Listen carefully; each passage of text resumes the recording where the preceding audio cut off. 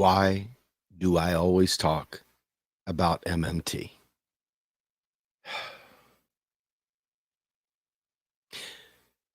You know, when a kid wants a video game or a kid wants to go to a movie or a kid wants to do something that costs money, they don't ever ask about the money. They don't even think about the money.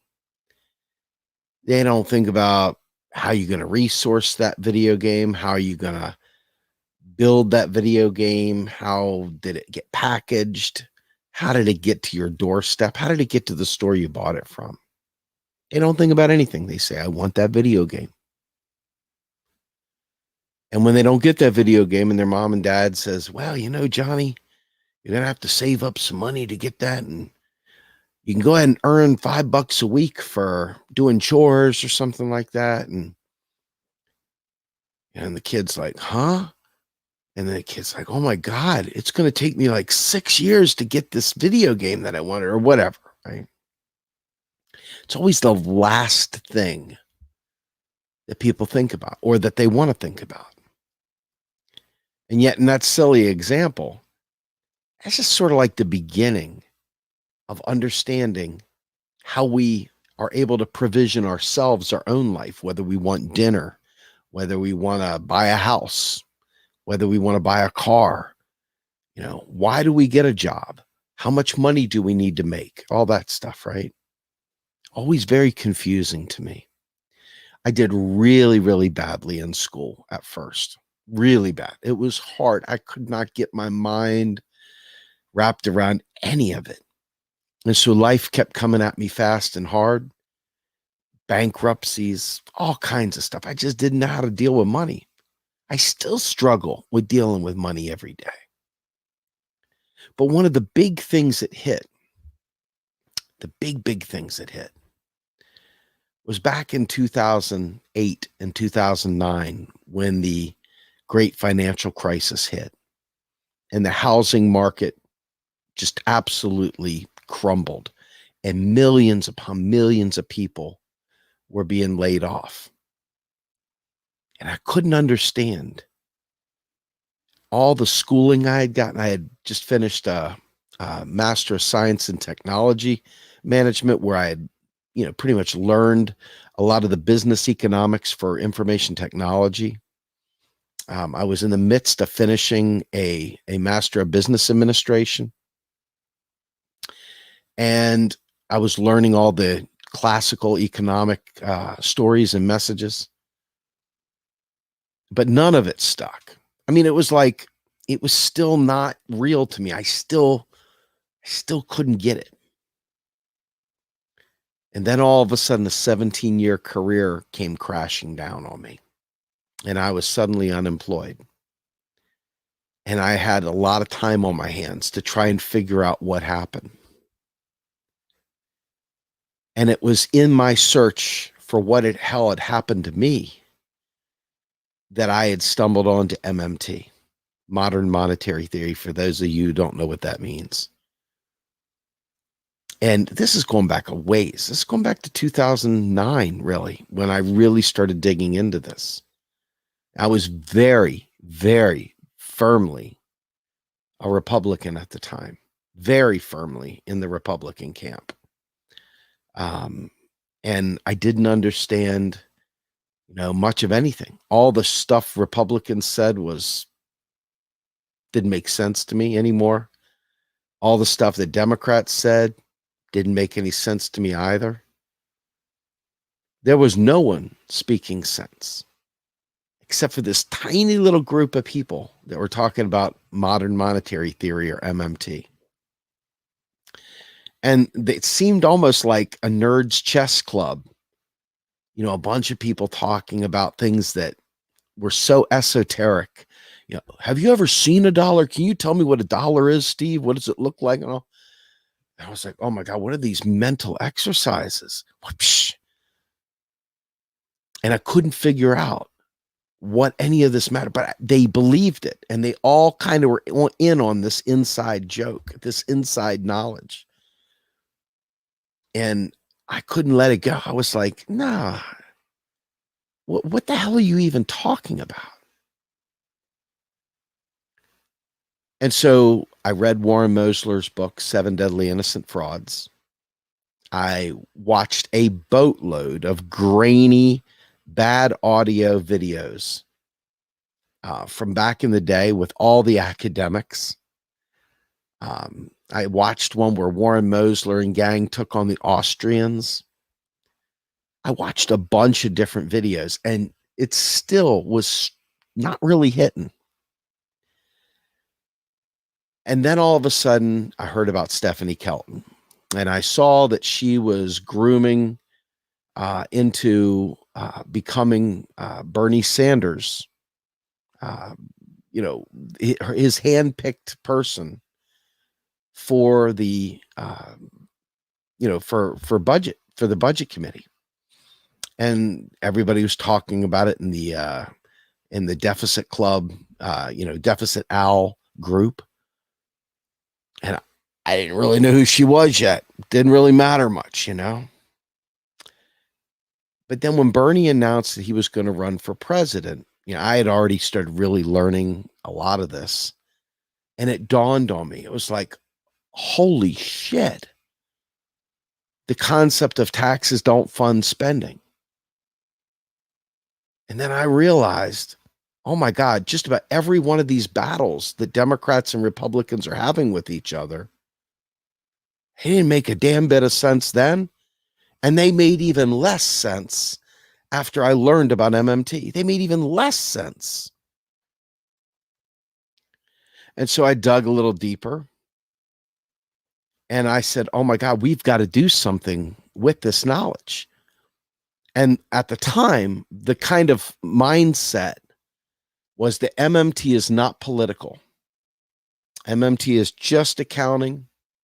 It's just showing you how dollars are born and how dollars are killed. That's it. It's showing you how money's spent into the world. Talks about how inflation works. It talked about how the rest of the world worked and how our dollar worked within the global arena. And I was a little bit of a Ron Paul guy previously, so I had a lot of gold buggery inside my head that still didn't make a lot of sense. But little by little, I started putting the bricks together, building the foundation, understanding that the federal government was the monopoly issuer of the dollar, regardless of who they, hired out as agents, right? Anytime a company farms out its work, the company's still doing the work. They just made a decision that they didn't feel like hiring those people, but they were going to go ahead and contract those people. Well, the federal government contracts an awful lot of people. Not everybody is a federal employee. Not everybody is brought through the door that way. And so, all that bullshit with the Fed stuff and everything, that's a private. The only thing federal about the Federal Reserve is the name. It's about as federal as Federal Express. And, the creature from Jekyll Isle, all that insano shit. I was Alex Jones. I was all that stuff. So MMT is the anti-Alex Jones. It takes away all the bullshit. It takes away all the spinning in circles, and it gives you a straight line to the answers. But it's so freaking simple. And we've been so brainwashed that it seemed insane. It didn't seem like it was even possible that this was something that could be real. It didn't seem like it could be, like somebody's getting something wrong. Somebody was making something up. It's more money crankery, more zeitgeist bullshit, more something so out of this world that it couldn't possibly be real. But I got to meet people like Warren Mosler, and I talked to guys like Mike Norman and guy like Bruce Patrick, who was the original one to turn me on to MMT. And they didn't give up on me. They kept up with me. They kept up with my bullshit, all my silly stuff that I would say. Probably some of the silly stuff you guys say that I don't give you the time of day for, that I get impatient with and I get pissy, right? But that's just because when people got pissy with me, I wanted to prove them wrong. That's just how I'm wired. And it forced me to dig in and learn. Because I didn't learn this stuff because it was fun. I didn't learn this stuff because it was cool, because it certainly wasn't cool. It was the most nerdy thing you could possibly do, was learn about macroeconomics outside the classroom. I mean, for God's sake, on your own. For what reason? You're like learning macroeconomics. Why? Why are you obsessed with learning about macroeconomics? But I became obsessed with learning about this because it was changing the wiring in my brain. Everything that I thought I knew, I had to unlearn. I have 2 master's degrees. Think about that for a minute. 2 master's degrees where they filled my head full of a lot of nonsense. There's a lot of good stuff I learned too. But there was a lot of nonsense. And I had a hard time letting go. But every time somebody would puff up and say, "You're an ignorant whatever," and they would tell me I was wrong, I was like, "I'm wrong? Oh, hell no. Oh, hell no. Hell no." And I'd be on there. There. Boom, in your face, proved you wrong. And it took a lot of that to make me read the material to begin with. And as I kept these battles up, I had a place called Grumbine's Political Mosh Pit. And needless to say, Grumbine's Political Mosh Pit was a mosh pit. It was full of lots of really interesting people from the libertarian world, anarcho-capitalists, lots of Republicans, and lots of corporate Dems. Very few, if any, progressives.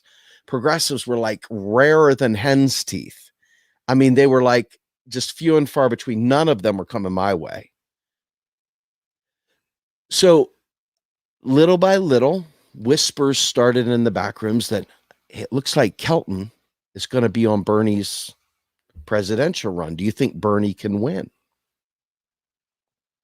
Nobody thought that, because everybody thought Hillary was shoo-in.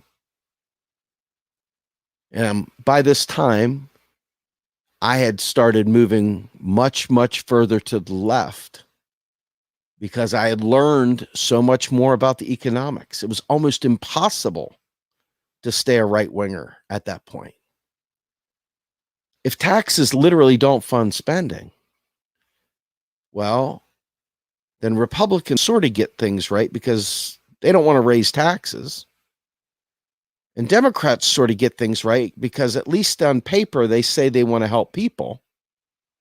But neither of them gets the pay-fors right. The Democrats foolishly think you got to pay for everything, like meaning that the government, which creates its own currency, has to pay for it. So we got to raise taxes. We got to do this. We got to cut the military. We got to do, oh my God, we got to do all these crazy things just to get you some health care.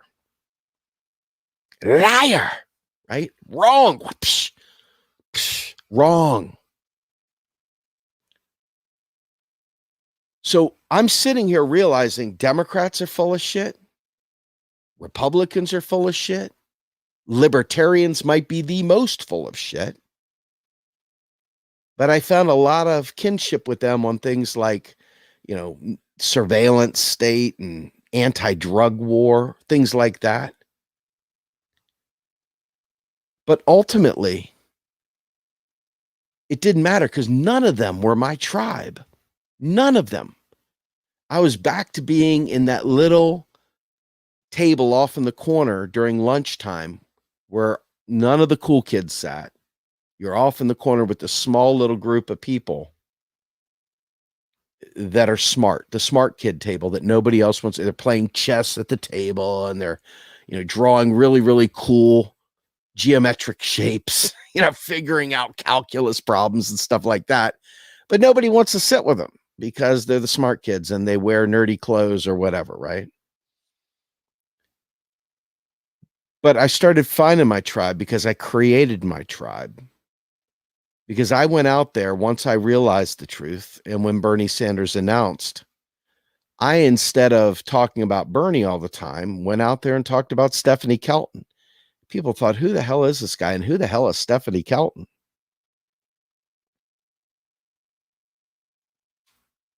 Silly, right? I mean, who the hell goes after a candidate because they like their economic advisor?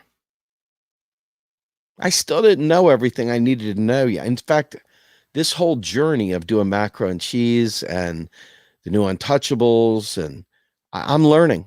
I'm learning every time I do a broadcast, every time I do an interview, every time I read something new, every time I listen to an audio book, every time I read the news, I'm learning something new.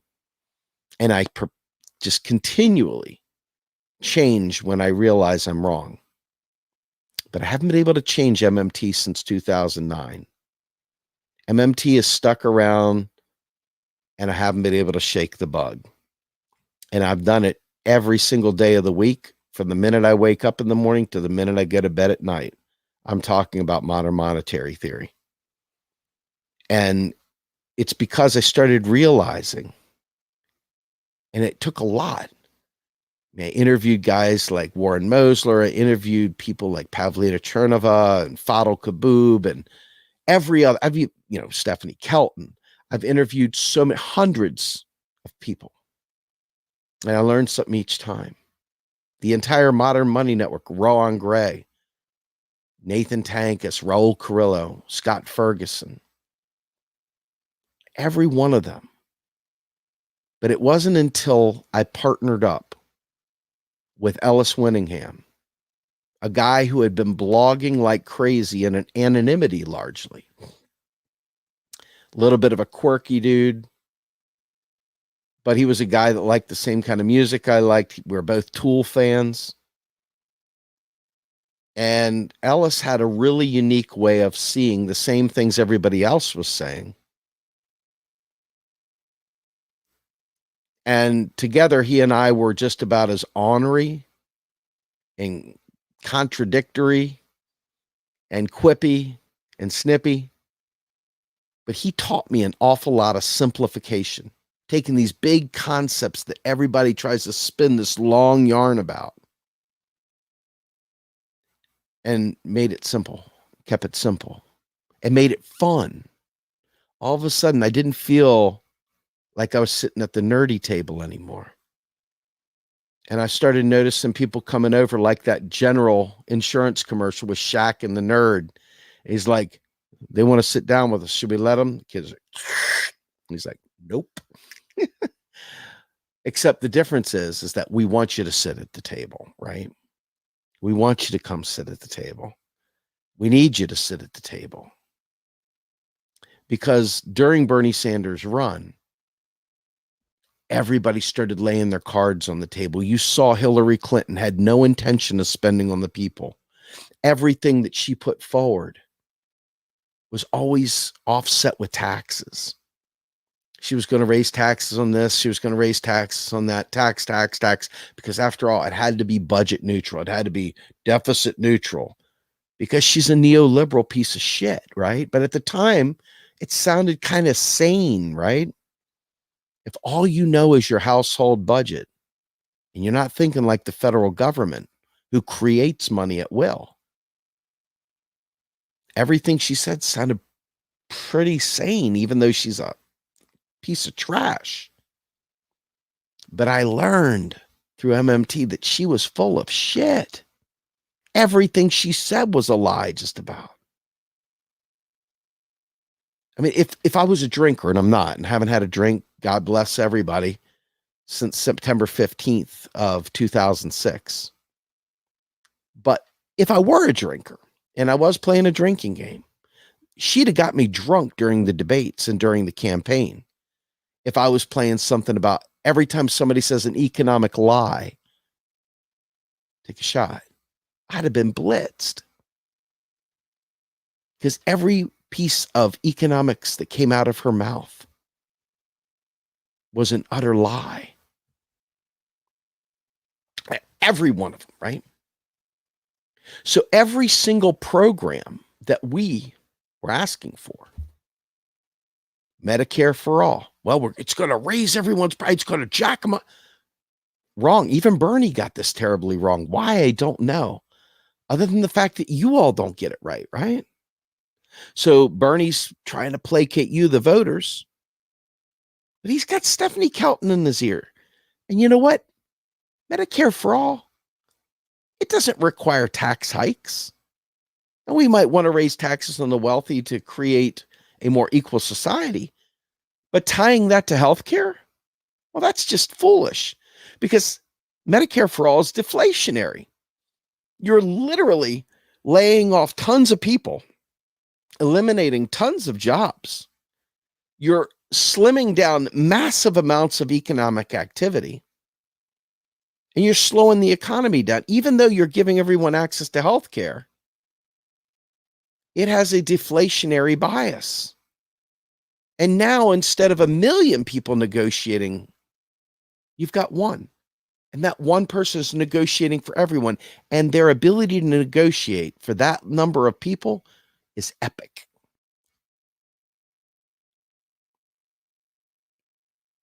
So MMT would tell you to cut taxes for Medicare for all. Isn't that something? But you wouldn't know that if you didn't study MMT. You'd think that you got to raise taxes and you come up with some scheme. Well, we'll tax gas and then we'll tax Wall Street speculation and then we'll tax this and we'll tax that. We'll tax this other thing. We'll raise payroll taxes. We'll do this. We'll do that. That's that spaghetti that everybody else talks about. But MMT is like, nah, we're just going to pay for it. Because money's created at will, right? Every single time the federal government says spend through a congressional bill, federal government spends. And it's new money. It's not your hard-earned tax dollars. Wow, what a mind blown. Your hard-earned tax dollars are deleted. Mind blown. Mind blown. So where does the money come from? The private Federal Reserve. See, the thing is, in 1913, a bunch of these guys named the Rothschilds took over America and, slap them.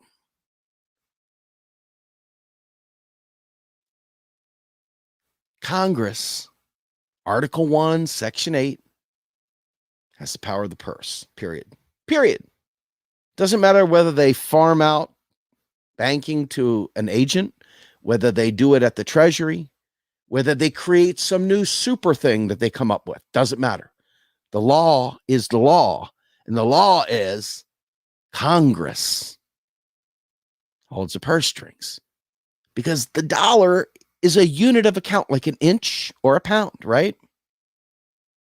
And it is the legal unit of account for the United States government. And if you take it one step further, the tax is used for the government to provision itself, but not to pay for things because it creates those dollars out of nothing. It doesn't need the money. So what does it need taxes for, right? Well, it needs taxes. It needs that obligation. It needs that liability for you to need that piece of paper, that otherwise worthless piece of paper. And the only way that worthless piece of paper has any value is if it is held to an obligation like a tax. So the tax is instituted to make you need that piece of paper. And not just any piece of paper. No, they make it so that you only need the US dollar because you can't pay your taxes in Bitcoin. You can't pay your taxes in Dogecoin. You can't pay it in Ethereum. You can't pay it in anything but US dollars. Not sexual favors, not chicken necks, not frog legs, not cotton swabs. US dollars. So the tax, it just works to drive the circuit of currency. to drive the circuit because it creates buyers and sellers of goods because every one of them needs that dollar to pay their taxes. That's it. It's so simple. It's like a magnet at the end of a pipe, and you've got a marble at the other end. Here's the tax, and it pulls the marble through the pipe. And that's how the economy works. But MMT is the only one that gets, wait, MMT is the only one that gets it right. That gets it right. The only one. No one else gets it right. No one. Not one. No one. Just MMT. So, why do I care about MMT? Well, I'm a progressive. I went from being a radical right-wing Christo-fascist to a radical left-wing MMT-informed progressive. And now I understand when I see my fellow friends out there trying to push a bill, trying to push for Medicare for all, and they don't know MMT.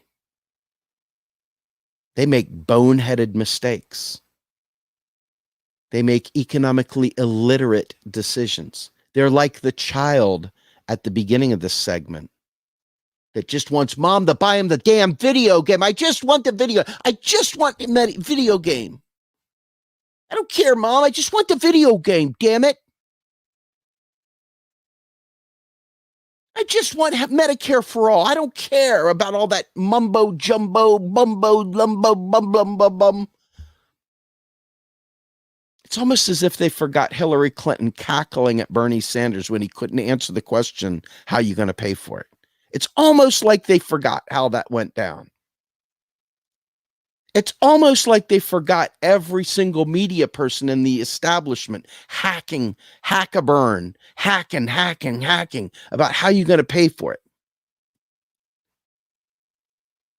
There was one article from a very, very right-wing publication years ago that thought they got Bernie. They thought they got him. They said Bernie Sanders is putting up $33 trillion in new spending, but he's only offering up $19 trillion in taxes. His programs don't pay for themselves. He's going to bankrupt the nation. And you know how many losers thought they were right?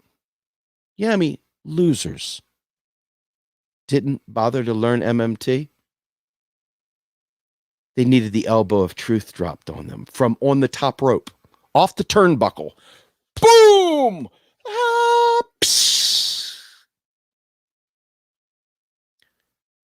Many people still think they can pull that shit. They still think they can avoid the MMT story. They run in their little cliques. You can watch them on Twitter. Click A, run here. Click B, run there. Click C, run there. And all of them are like the child at the beginning of this stream. They don't even care about how you pay for it. They don't want to know.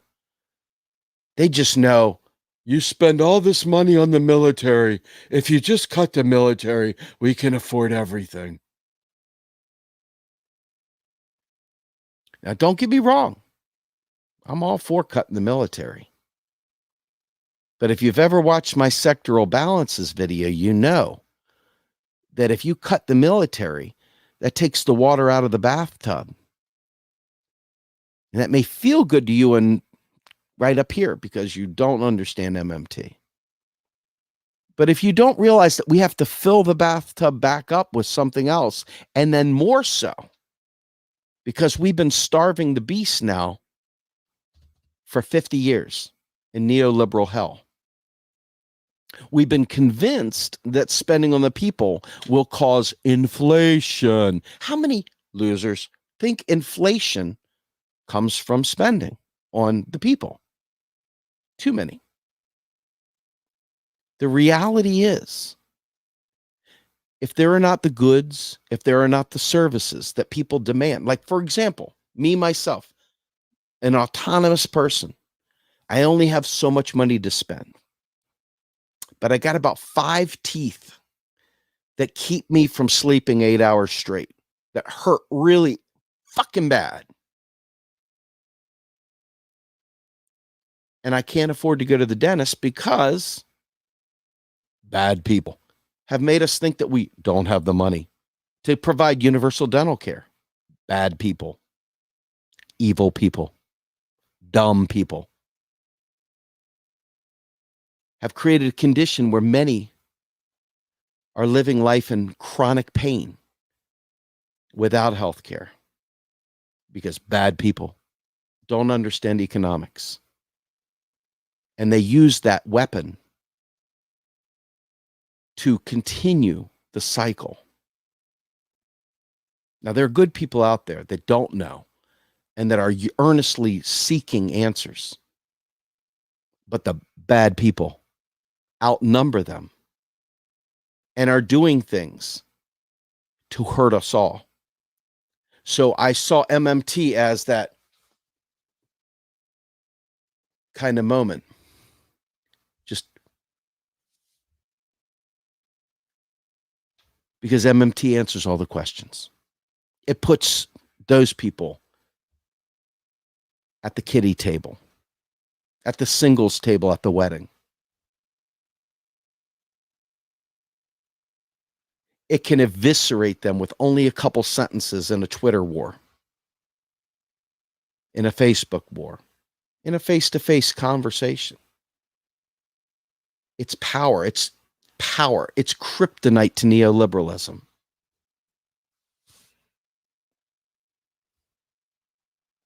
Or better yet, the Aaron Rodgers championship belt.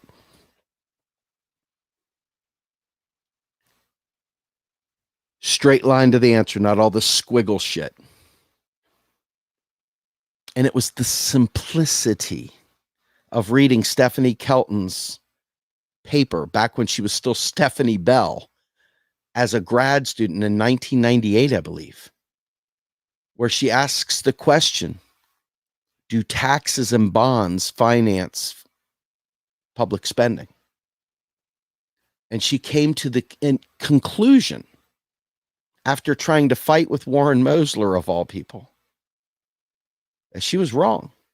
That, in fact, taxes cannot possibly pay for public spending, federal spending, because the government has to spend the money into the economy first for you to be able to pay your taxes.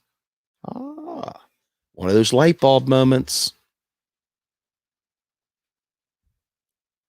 And then all of a sudden, the steamroller effect, as you look at Flint, Michigan, as you look at Puerto Rico, as you look at the homeless in San Francisco and all around the country, as you look at that, you say, what the fuck is wrong with this place?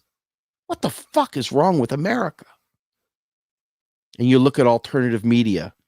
He said this and she said that.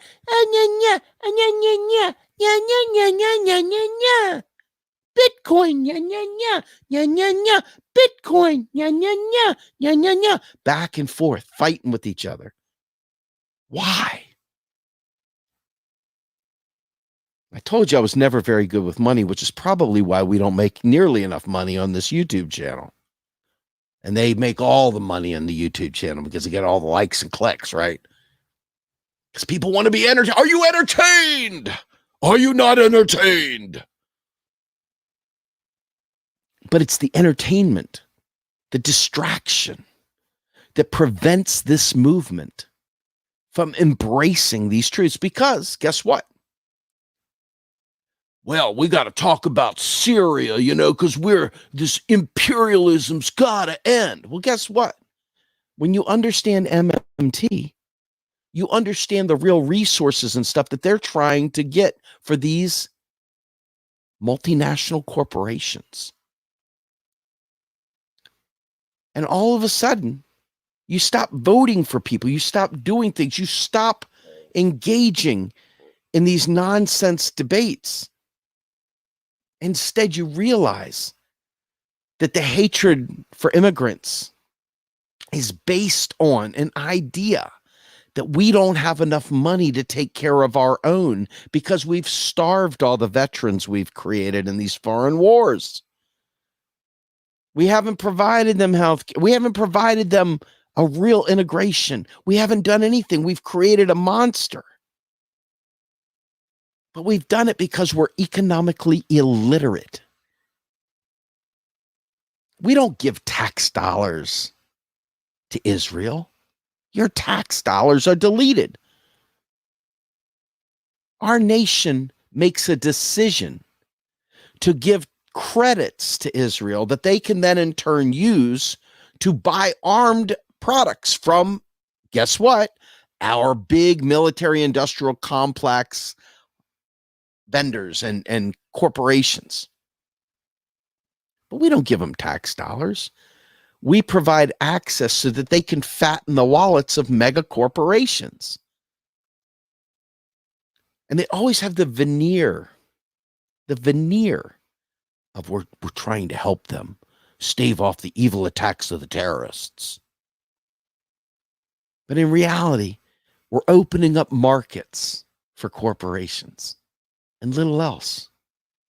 We're positioning the geography in our favor. Not our favor, not mine and your favor. No. We don't have anything to do with this. Hell, we don't have enough money to matter.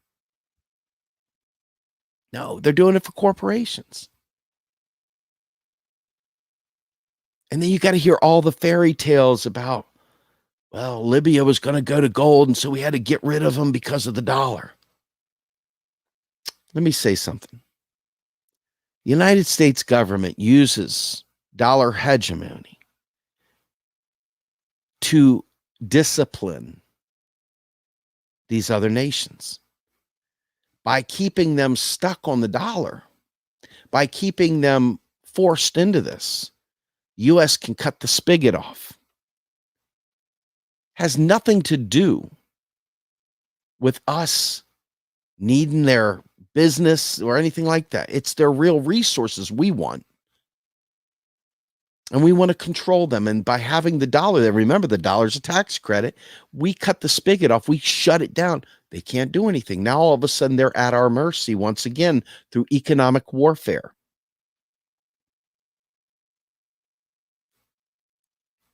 But all these things come to mind. You start realizing that if you understood that money is the one thing we can't run out of, but we can run out of water, we can run out of petroleum, we can run out of any number of things, semiconductors. When you realize that, then you got to start following the resources. The money we make at will, we create it at will. Our federal government, if it's doing something, it created those dollars out of thin air. So much fraud is done in the name of we the people because we stay stuck and we've been propagandized like hell. So why do I care about MMT? Because it answers all these questions. It answers the immigration story. It answers the healthcare story. And if I'm not mistaken, we're in the middle of a climate crisis, an existential climate crisis. MMT answers how we're going to mitigate this to save ourselves from extinction. I'd say that's a pretty good reason to give a shit about MMT, wouldn't you? When you start realizing that even in the best, let's say no one was corrupt. Let's say everyone was above board, just had different priorities. MMT would reveal their priorities by what they choose to spend on because money ain't a thing. It's created every time the government spends. So the real question is, do you have the votes? Do you have the real resources? And so when you're looking at that, and we've got a climate crisis going on, of course we have the real resources, and of course we have the money to save ourselves, to build up the seawalls in our coastal areas to properly irrigate arid lands like in California using deep well filtration and other technology. We have the money. We can do it, period. So why do I care about MMT? Because it answers every one of the questions. Every single one of the questions. You know, we're talking about a federal job guarantee the other night at a panel. People are like, well, how much is that going to cost? MMT stands for modern monetary theory. For those of you, I almost did a let me Google that for you, but MMT stands for modern monetary theory. So if you consider what I'm saying, the Green New Deal that is more of a framework for a discussion, we can lay the meat and the veins and the nerves and everything else and wrap it in skin. We can build that Frankenstein. We can create a program that saves us all from extinction, including a federal job guarantee, including Medicare for all, including a just transition for people that are working in dirty industries that would be displaced by a Green New Deal. We can do it. Hell, during this pandemic, we could have nationalized payroll. We could have kept every single person employed through the entire pandemic. You would have never had the chance leaving your home. You would have had your paycheck in the mail. Companies didn't have to go out of business. They could have been made whole too. Temporarily, we could have done that easily. No problem. In fact, if you go check our Macro and Cheese podcasts, there's one with Pavlina Chernova. And in there, she talks about nationalizing payroll. How many progressives did you see running around talking about nationalizing payroll? I know myself, I did all the time. Was I listened to? No. Did people listen to Pavlina? No. Why? Because everybody's chasing the guys and gals that are saying the really edgy tweets, the really cool ones. Yeah, only the Democrats suck. They failed us every time. Down with the duopoly. 100,000 billion likes. Somebody tells you about how the economy works. You hear crickets. Why is that? Why are we so stupid? Why are we so stupid? Why are we so easily amused by somebody's tweets instead of fucking digging in to save ourselves from extinction? Why are we that stupid? I'm serious. If you look at Twitter and you look at the ones that got 796 likes, some of these ones that got 4,800 likes, and what did they say? Joe Biden has a 40-year career screwing over Americans. No, thank you. 40 million likes. What the fuck? It's like golf clap 2 minutes later. Big fucking deal. A Muppet could make that tweet. And it didn't change anything. Then again, the people liking it probably didn't care to change anything anyway. Because you're kind of going through the motions like doing the robot, you know.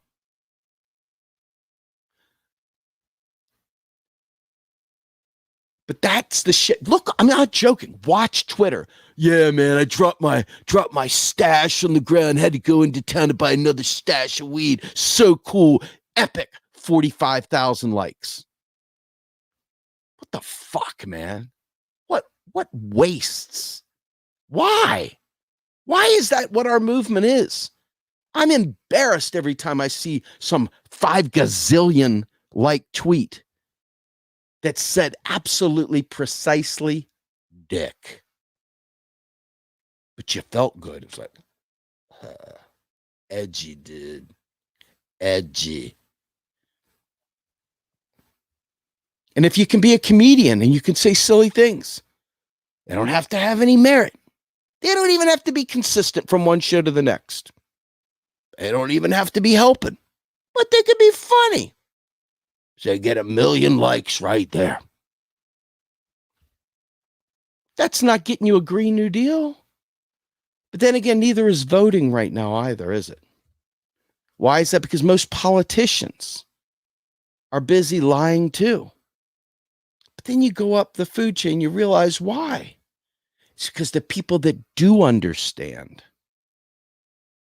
have worked the system in such a way that they have enough paper to pay off politicians, to pay off people in these places of power. And you sound like the mom and the dad in Peanuts, the teacher. Wah, wah, wah, wah, wah, wah, wah, wah. You're sitting off in the corner at the table with the nerds drawing calculus, geometrical shapes and stuff.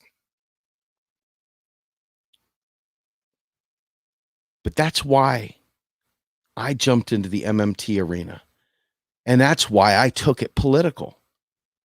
Because the political implications of MMT become very apparent. Like I said, if everybody was not fraudulent, if everybody was coming to the table as a good faith actor and they had their own story to tell as to why they were voting the way they were voting, you get to realize pretty quickly how many assholes out there were saying you should have made better choices, because they think that that is some sort of a moral high ground to let people die and suffer in the name of you should have made better choices. Never mind the paper money comes out, the paper burr, at no cost. The government spends it into existence. Digits on a keyboard, they mark the counts up, they mark them down. That's it. Easy peasy. But you're going to die because you don't have enough of them in your account. You don't have a dentist that can fill your teeth, so you get a heart attack because you get plaque that builds up and gets absolutely disgustingly infected. Then you get sepsis and all sorts of things. You don't have the money to take care of that either. And it gets perpetually worse. No, it reveals the hearts. When you know that money is not an object, it reveals who the asshole is in the room that wants to keep you stuck. And it's the same with the UBI story, ironically. Well, here's a flipper. When you realize that the wealthy in this nation, the rich, the Silicon Valley scum, want you on a UBI like you wouldn't believe. Why is that? Why do you think that fucking is? Why do you think Uber and others want you on a UBI? Because in Milton Friedman's world, the only thing wrong with capitalism, we need more capitalism. And by giving you money, even though there's no jobs, there is jobs, by the way, but we'll get to that in a minute. They want to still be able to see their stock prices go up, and they still want to see their sales go up. And the only way to do that is for you to have money to spend. And what do poor people do? They don't save their money. They can't save their money. They're living hand to mouth. So where does that money go? It gets spent immediately. So how do you starve that? How do you change that? How do you take away the power of the oligarchs? You provide a federal job guarantee. Why is that? Well, because if I'm working, whether it be at home, taking care of my kids, and that we decide that we're going to redefine work, and that's what the job guarantee does, by the way, is redefines work. I'm going to stay home with my child and I'm going to teach them whatever. Or I'm going to go down to the local community and I'm going to work with kids to talk to them about MMT. I'm going to get a federal job guarantee job where I teach the local community MMT. Bam. Not a bad deal. Work for a nonprofit. Get yourself a living wage, living benefits that would otherwise have been volunteer work. Okay? A UBI does none of that. It's just a giveaway to capital. And it will never be enough. And if the price of anything you wanted to buy goes up, your UBI either has to go up or you're fucked. Now, when have you ever seen Social Security rise to meet the cost of living? You haven't. Why is that? Politics. They've got you so fucked in the head, you actually believe FICA pays for Social Security. Wrong. FICA is a tax just like any other federal tax. And you know what it's done? It's deleted. So every single dollar in Social Security is a brand new dollar. There's no fat stack rolled up. There's no old 1919 pennies from grandma. New money. And what does the UBI do? It subsidizes shit wages by Walmart. It empowers Uber to provide you with an at-will gig economy without any kind of safety net whatsoever. And there is a huge libertarian contingent, huge, not small, huge, because see, UBI was never a progressive thing. It was always a libertarian thing because they don't like government and they want to just give you money and wipe out all the programs because they hate government so much. This weird bullshit thing that these people do.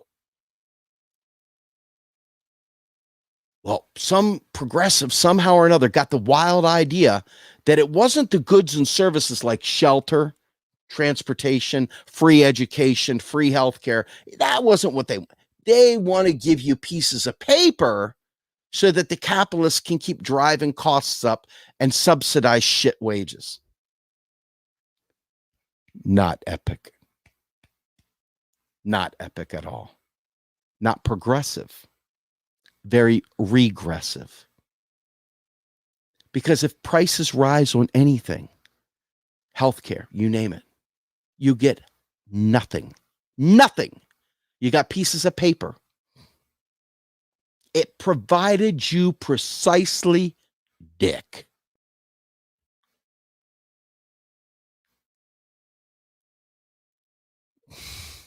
Don't hate the player, hate the game, homie.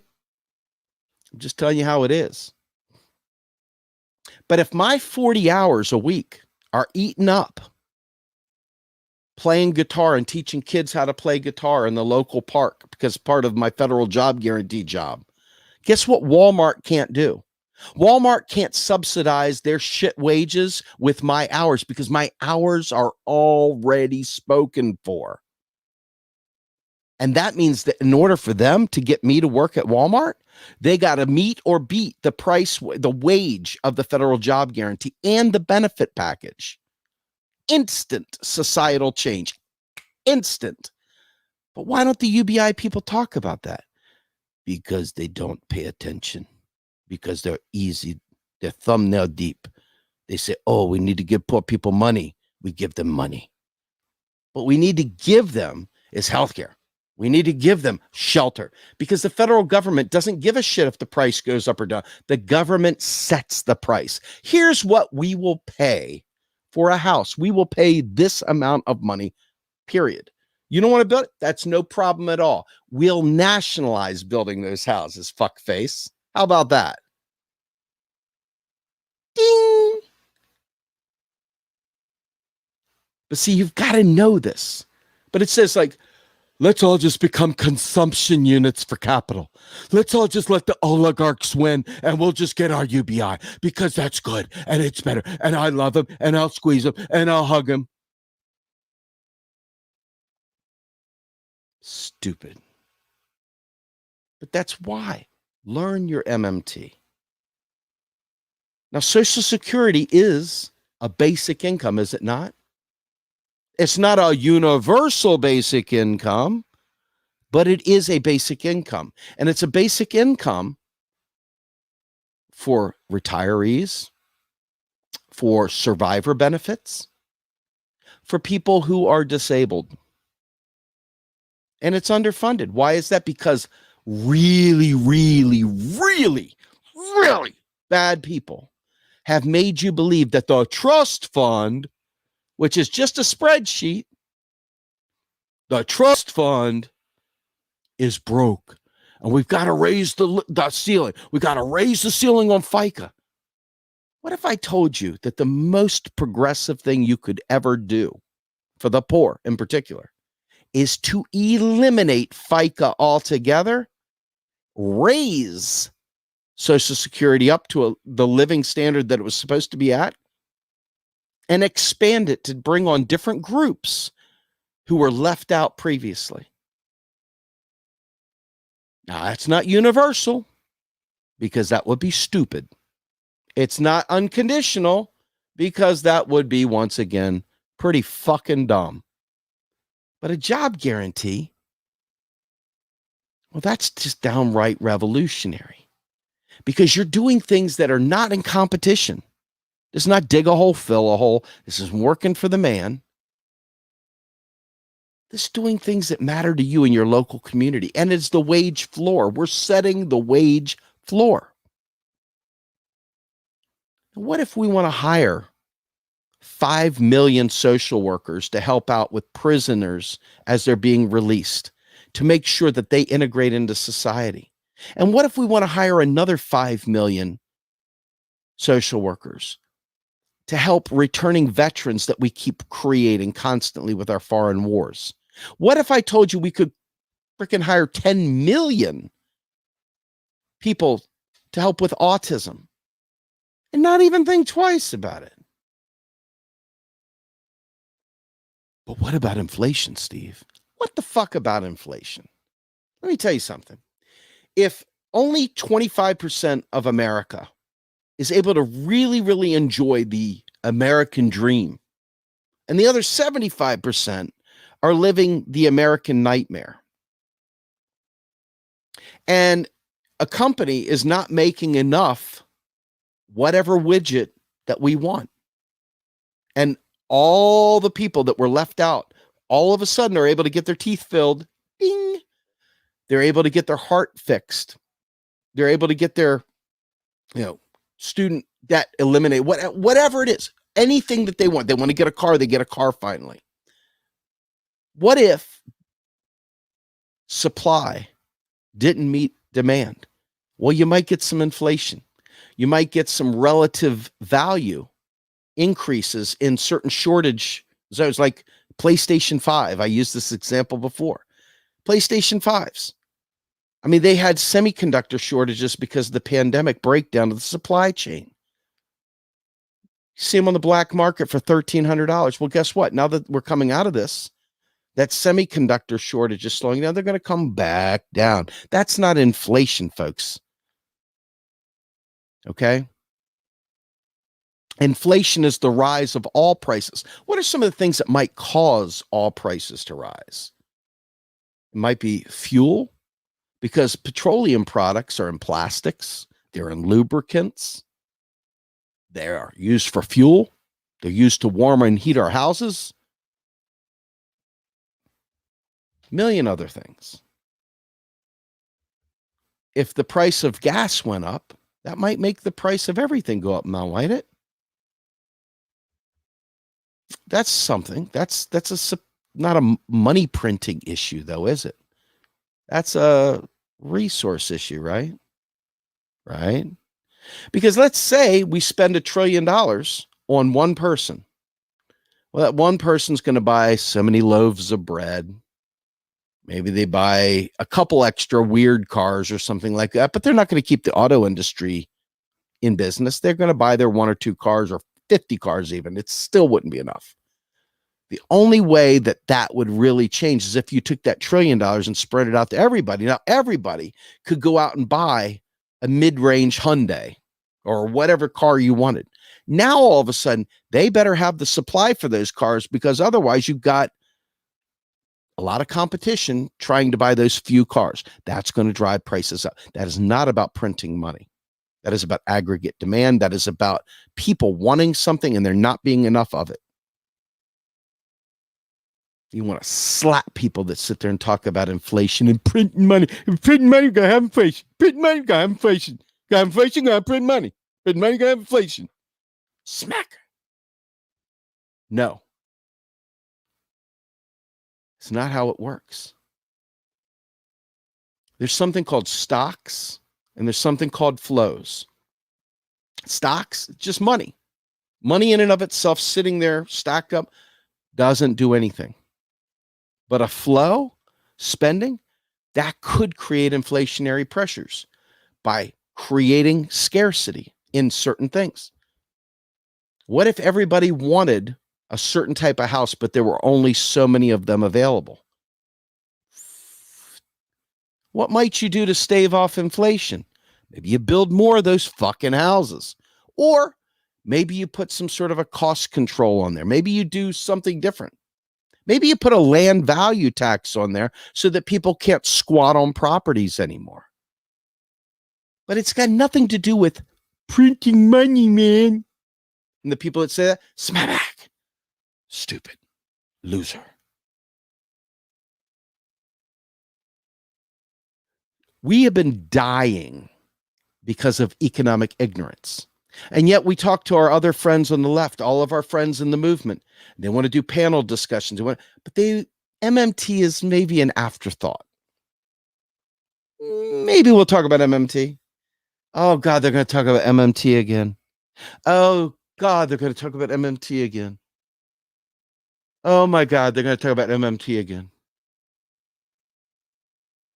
But did you hear about Julian Assange? Let's have a vigil. Let's burn some candles and sage.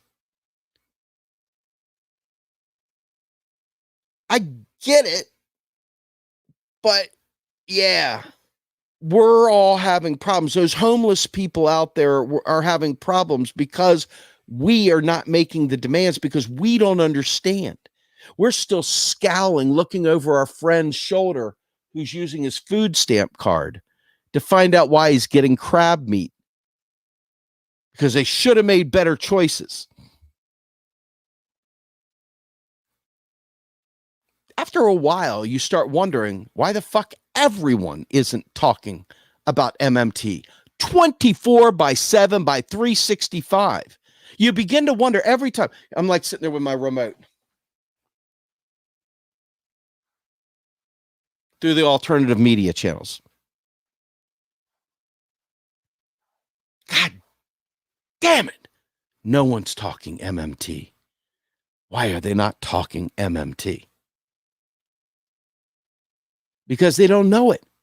And because they don't want to have to take a step down from their throne to say, I don't understand. But if they said, I don't understand, we could help. Now all of a sudden our movement wins, right? But it might decrease the likes and clicks. What can I say? Being right is not always captioned in 240 characters or less. Sometimes it takes more than 240 characters. When I really took off with MMT, I used to be really scared that I'm like in this deep water. All these things about interest rates and, foreign exchange and, bond markets and bond vigilantes. And oh my God, what if they lose confidence in the dollar? What if they lose confidence in the dollar? You still have to pay your taxes in US dollars. Will the dollar go away? Fuck no. And what happens if, God forbid, the entire dollarization of the planet vanished and all we had was in the US? Well, we bring manufacturing home and you could go back to twisting screws and you could sit there and wrap the ties on the Tootsie Pops. That's what you want. You've been begging for it for years. Don't you lie now. You've always wanted to stand there with Lucy and Ethel and eating those chocolates on the assembly line. It's always been your thing. Don't lie now. You hated that they put those jobs elsewhere, and you're desperate to stand on your feet for 12 hours a day with chocolates running down the thing. You know you want that. You know you do. You know you do. You do. You do. Right? Liar. Liar.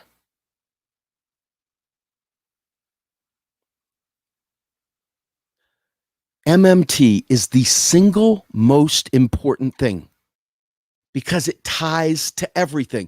If you think about the economy, and what did I say?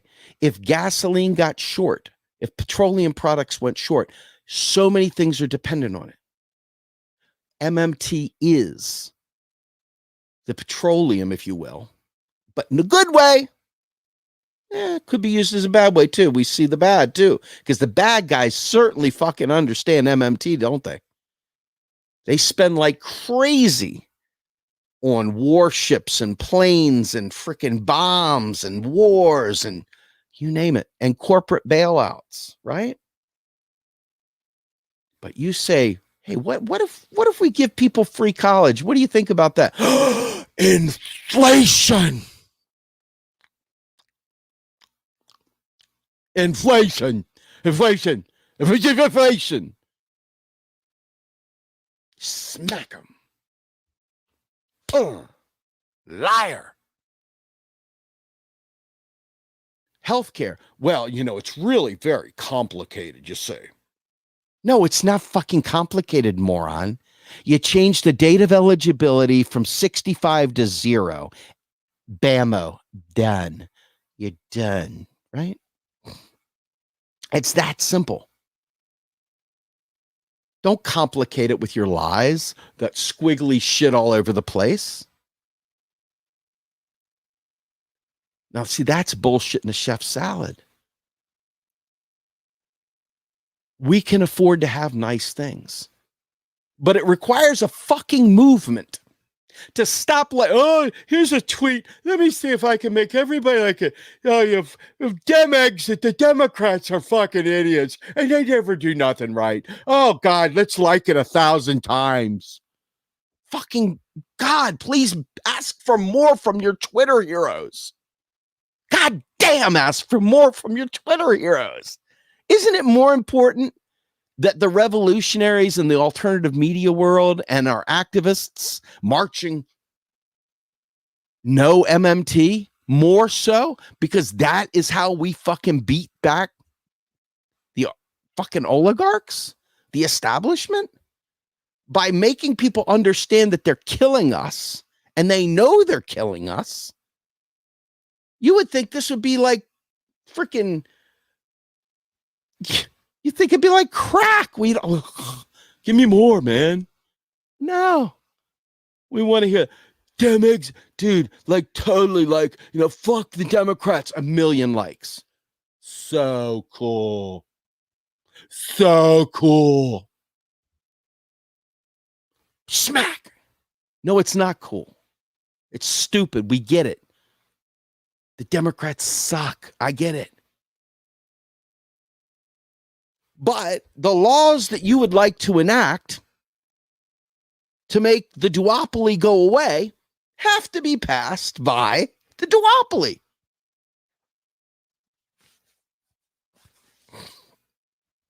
So it's going to take something other than your annual rite of passage of voting to get her done. And that's going to require knowledge, and it's going to require passion, and it's going to require commitment, because we're all combatants in a civil war, whether you realize it or not. You may not want to be a combatant in a civil war, but you're no civilian either. If your kid goes without health care, that's violence. You're in a war. If your mom dies from some rare disease, that's violence. Why is that? Because our federal government has money on loan from itself, period. Doesn't borrow it from anyone, creates it at will. Could have been investing heavily in progressive supranuclear palsy cures, cancer cures. No problem. Does it do it? No. Why? Because it's captured by big business, by big pharma, and by an illiterate electorate that just growls. Oh, they should cut the military. They came up with $750 billion for the military. It's just not right. It's just not right. I agree. It's not right. What are you going to do about it? What are you going to do about it? For real. You don't know what you don't know until you know. But you're going to go ahead and like that stupid ass tweet, that dumb fucking tweet talking about the Democrats. The only thing wrong with the Democrats is blah, blah, blah. Like. Fucking like. Retweet, like. You're going to do that. Why? I don't know, man. I can't tell you what fucking makes people do stupid fucking things. Other than maybe they're stupid. But there's a lot of stupid out there because these things are getting liked to hell and back. Takes away a little bit of that hope I have for humanity when I see it. I'm not going to lie. It ain't cool. It ain't edgy. It's fucking stupid. You want to have a general strike. people are trapped in their jobs right now. Oh, but give them a UBI. Funny you should say that. But if your government thinks that you're fucking fighting back and the government is a source of your UBI. Anyway, bottom line, it takes a revolution of the mind. It takes a revolution of the mind. And it takes a commitment to not cutting corners, to not going over there for infotainment. I'm sure that there's a lot of really important people in Ghana and Peru and all these other places around the world. I'm sure they're very compelling stories. But they're all the same story because U.S. imperialism is U.S. imperialism, and it will always be U.S. imperialism until we take away the golden goose that makes imperialism happen and enter into the world of MMT, where you understand and we can do things here domestically. But if we demand, if we understand, instead of talking the language, the propaganda that the oppressors keep giving us, start using a different language, the language of truly a woke person, someone that is wide awake and understands the economic system. You say, follow the money. Well, I say, well, shit, follow the money, damn it. But you can't, you won't, because you're too busy liking the stupid fucking tweets. When I tell you that taxes don't fund spending, you're like, fuck you, man. I'm a harder tax. Why do I pay taxes then, man? Man. Get smart. That is the revolution. It doesn't come in guns necessarily. It comes right there. And the more you know, and the better we can organize, and the more we make demands with knowledge backing it, the more chance we have of actually winning this thing. And it's not just some victory like a hollow Super Bowl victory, right? It's not winning the Pro Bowling of America championship. Thumbs up, man. It's not winning ping pong championships. It's survival. Survival. So that is why MMT means so much to me. And that's why I've dedicated my life, my fucking life, to getting people to understand MMT, to building 2 nonprofits to help people learn MMT and to organize and to fight back. Because it's that important. It's that important. Praise the Lord. It's that important.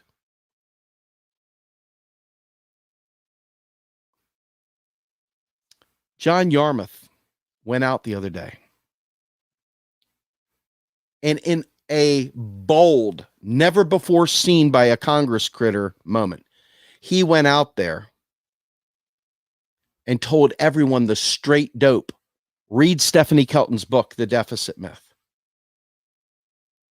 We create money every second we spend. Every time it's new money. He was like dropping bombs. I was like, dude went up, right over top of AOC, right over top of the squad, right over top of everybody. In one fell swoop, this guy put on a clinic that no other politician has had the sack or the vag or whatever thing it is to do what had to be done. He did. And he did it straightforward, unapologetically. Bam. Sabam. I looked around. I'm not joking. I went to all the alternative media outlets. No one but Luke Parcher put it out there. Why is that? Why? But yet I look and they got 5,000 people watching this show, but only Luke Parcher covered this the other day. None of the other alt media people did. I got to give a prop to my girl, Jen Perlman. She sent me a link of the speech in Twitter, sent it to me backdoor. Bravo, Jen. I want to give props where props are due. This is one of the most important things. And suddenly, people that have not been caving in, not been claptrapping and infotainment, and people that have been fighting the fight for MMT for decades, even the newcomers, you could be a newcomer. You should be a newcomer. Do it now. Become part of the movement. Help us. But all that time, politicians behind the walls would say, I know what you're saying is true, but I can't say it because the public doesn't believe me. I wrote an article a few years back. It was in Popular Resistance, Margaret Flowers publication, and Kevin Zeese, rest your soul there, Kevin. And it was also published, of course, in my own place in realprogressives.org, called Bernie Sanders Has a Problem, a Major Problem. His major problem was you, and you, and you, and you. Because he could not say the things Stephanie Kelton was saying to him because you were busy licking balls at the infotainment center where you got your clicks and likes and clap traps and bad tweets. You were over there. You weren't over here. So Bernie couldn't tell you these things straight. But Bernie Sanders did give Stephanie Kelton her platform. So if nothing else Bernie ever did, he gave MMT its moment in the sun. And I'll forever be grateful to the man for that, if nothing else. All the rest of the chatter aside, because this is the number one issue that none of your favorite media people cover. Your favorite issue, none of your other friends cover. Or if they cover it, they have me come on for 15 minutes and then they don't talk about it again for 8 months. If then. They're not building on this. They're not banging on it, banging on it, banging on it, banging, bang, bang, bang, bang, bang. They're not banging on it. It's like, I don't know, guys. What do you want to do? I don't know. I think that bum Grumbine's available. Why don't we bring him on and talk some MMT? Okay, let's bring him on. So I see somebody talking about Medi-Cal. Let me just say this. There are about 4 states in the entire country, 4, that could handle doing something like a Medi-Cal. The other 48 states or 46 states and territories, they would go bankrupt. Look at Puerto Rico. Puerto Rico has a hurricane. Why didn't they just go ahead and take care of it? Why didn't they just have Puerto Rico FEMA? Because they don't create their currency. So instead, investors are picking Puerto Rico apart. What about Detroit when it went bankrupt? And Flint when the water crisis? Oh, yeah. Detroit had to sell off all of its stuff in the museums to pay its debts because it doesn't create its own currency. So sure, pass your Cal Care, pass your New York Care. The rest of the country will rot in hell, because if we would have had a pandemic when you passed that, you couldn't have afforded everything at your state level. You would have required the federal government to step in, because you're not a currency issuer, you're a currency user. Just like Greece is a currency user, not an issuer. Which is why the U.S. government will never be Greece, because Greece doesn't create its own currency. It's like Alabama, Idaho, Maine. It's not like the United States, which is like the UK or Australia or Canada or Russia or China. Get it? Currency issuer, currency user. Say it with me. Currency issuer, currency user. Why does this matter? Because a currency issuer can never run out of money, ever, unless they do something politically. They choose to. Currency users, you and I, we can run out of money real fast. We can take on private debt that we can't sustain, and then the economy comes collapsing, because when too many people have taken on too much private debt and there's no more room to budge, the only choice you have is a debt jubilee or just massive depression. Sadly, our country is the type of country that'll choose a massive depression over helping the people. Why? Because the people still think their hard-earned tax dollars are paying for everything.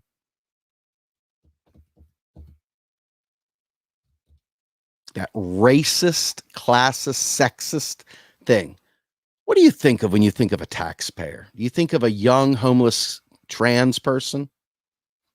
You think of an immigrant as a tax dollar person, taxpayer? No. You always think of taxpayers, the strong chin propaganda, the Nazi propaganda, the Leni Riefenstahl.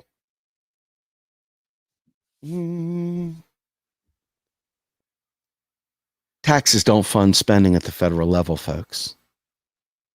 Your hard-earned tax dollars were deleted. So all of this nets to one thing, and I'll leave you with this.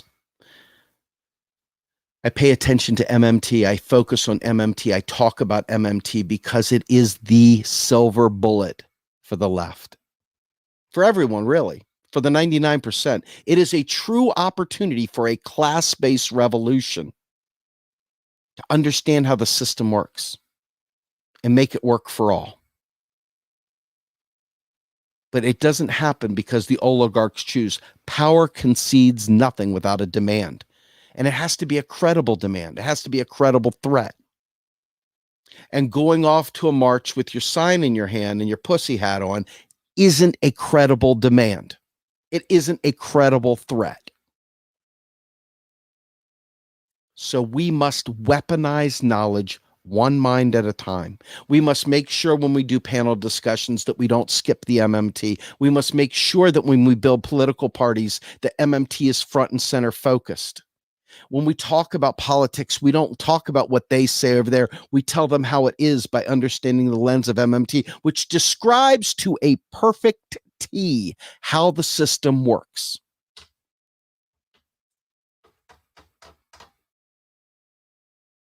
And that's what we stand on, and we organize around, and we make demands. And we don't ask nicely, we demand it. But you got to know what you're doing. You got to understand that you have the power to demand, and you've got to have the knowledge to know what you're demanding. I want you to think about this. Some of the stuff I said, I'm sure pissed you off, and I'm okay with it, man. I've got incredibly thick skin, and I'm used to it. I'm used to being that guy in the corner in the lunchroom while all the other kids are making fun. I'm okay with that, man. I am okay with that. I've been in front of huge rallies at Malcolm X Park talking about this. People going like, what the fuck did he just say? I've been at rallies at the Lincoln Memorial in front of a huge number of people saying this stuff. People going, what? What did he say? I've been at conferences saying this. I'm like, what? What did he say? And I've done live streams and podcasts and podcasts and more podcasts. But people have to make the decision that they want to be effective.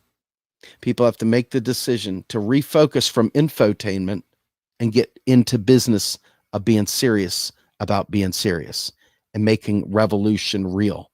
And by revolution, I'm talking about weaponizing knowledge one mind at a time. Are you up for the challenge? I'm counting on you. I am absolutely counting on you that you are up for the challenge. Why is that? Because this is one of those not me, us moments. This is what the movement was all about. This is what it is all about. You've got to be part of the gang. You've got to choose. You've got to make that choice that you're going to dig in and not get sidetracked and not forget. You got to stay on task. It's hard, folks. I'm not going to lie. But anything worth doing is worth the effort, whatever that might be. So I beseech you, take it seriously and let's move forward together. That's where I'm going. That's exactly what I'm doing. And I'm hoping that you all see the value in what I said tonight. I tried to add a little flavor because I know you guys dig that infotainment shit. And I got to admit, just straight economics, it probably put my feet to sleep too. So I feel you on that. So let's make this shit fun. Let's make it a mosh pit.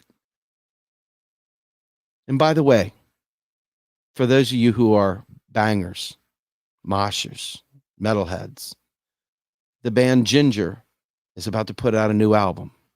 It's called Wallflowers. They put a new song out called Vortex. My recommendation to you, if you're a metalhead, get it. Have a good day, everybody. I'm out.